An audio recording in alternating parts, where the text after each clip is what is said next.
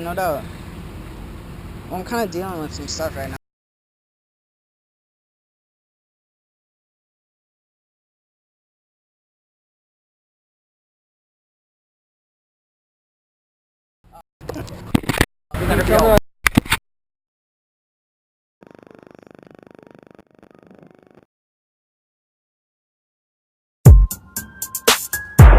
So sad. KKK. So after the first few events and seeing how much unnoticed talent was out here, I started talking with some of the best skaters that we were finding at our OTS series events. And I would ask them, have you ever considered taking skateboarding seriously as a pursuable opportunity? And every one of them told me the same thing. Yes, I just don't know how to make it happen. And with growing up in the action sports industry myself, I had a general understanding of what they meant. Because in action sports, the path to take your emerging amateur skills and build them into an opportunity for a professional career has never really been clearly defined. So it only made sense that in order to evolve our OTS series beyond just an occupation of time, we needed to do two things. First, we needed to bridge this gap in understanding by clearly defining and establishing this path. And second, we needed to restructure our OTS series to make this path accessible to anyone. So I started taking a look at the bigger picture of how our industry of skateboarding operates, and how I could apply that information to restructure our OTS series. And when I did, I could see that the way that we had been doing things was pretty much the same style format as several other skate jam style events out there, which was to host an event for their local skate community to come enjoy a fun weekend day with maybe some food grilling, some music, and local skaters competing against each other to win some free stuff. Now don't get me wrong, that's great, and that's how we started too. But see, here's the thing. The problem that I started to see with that was it was still only an occupation of time. So after operating our OTS series skate jam events like that for a little while, I started watching the progression of some of the best skaters that we had showing up. And when I did, I could see that no matter what the top skater would win, or how good any of these skaters were, when the events were done, they would still be going back to their same everyday lifestyles and environments.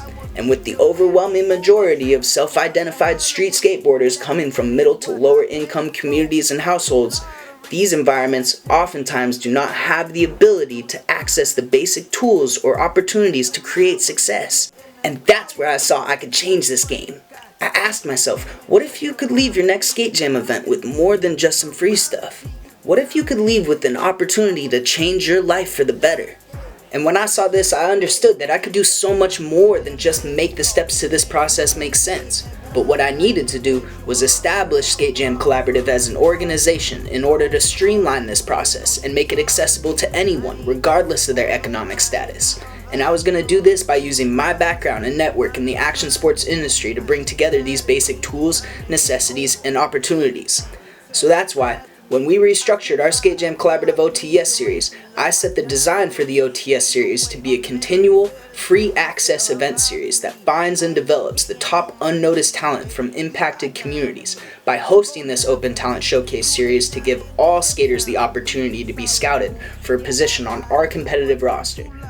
And this roster provides these skaters with all expenses paid access to skateboarding's competitive circuit, along with management of media portfolios, sponsorship and endorsement contracts, and competitive circuit schedules, all of which is provided at no cost to the skater. So when we set this infrastructure, I started building a lineup of elite talent that we were finding at our OTS series events. And I reached out to my network of industry heads, photographers, and filmers to start creating media content to build a platform to provide exposure for this talent to grow from.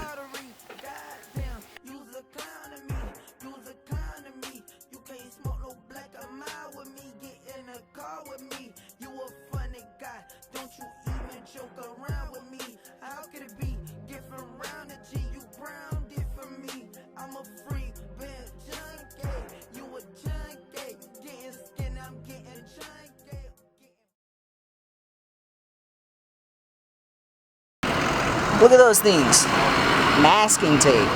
That's insane. That's just inappropriate, right? Okay, so this is what we do for young boys.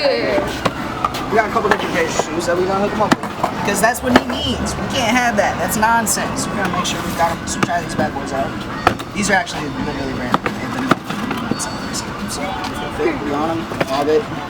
But they're kind of funky. What's the brand name? Unlace it. Oh, nice. Oh yeah, and my new Samsung. Nice. Oh my god. Okay, I'm about to give you a pair of my socks. My new chainsaw. So the tongue's a little funky. Unlace it and then relace it and check it out because they're a little bit like. Look at these things. Good God. I'm doing all those. You like them? My medical stuff when my finger out. That's more like it. See that? Nonsense. We need stuff like this for him every day. Get it. First shooting the video, we pulled up to the spot. Yeah. Pray to the trap.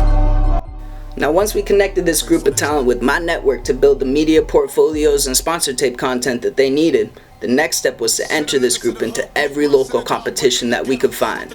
Because I knew that they had all the necessary skills to compete with the best skaters out there, they just needed the opportunity to prove it. So we paid their entrance fees, signed their waivers, and gave them the insights to how the competitive circuit operates. And sure enough, as soon as they got the opportunity to compete, they started winning. And people started taking notice because their talent was undeniable. And the more opportunities that they were given to compete, the more exposure they were gaining for their success. And that's when companies started approaching them with sponsorship offers that they needed and were working for, which for a lot of them was the first success that they were able to create from what they love to do. And the more company sponsorships that they were receiving and the more success that they were starting to see, the more it was motivating them to keep pursuing and building upon that success. And the best thing about that was when the rest of their local skate community saw the success and new opportunities happening for these skaters from their communities, it started to inspire them to pursue that same success. And when this happened, it started expanding the awareness for what we were doing beyond the city of Encinitas, which drastically increased the amount of requests that we were receiving at Skate Jam Collaborative. And with that, our lineup started growing.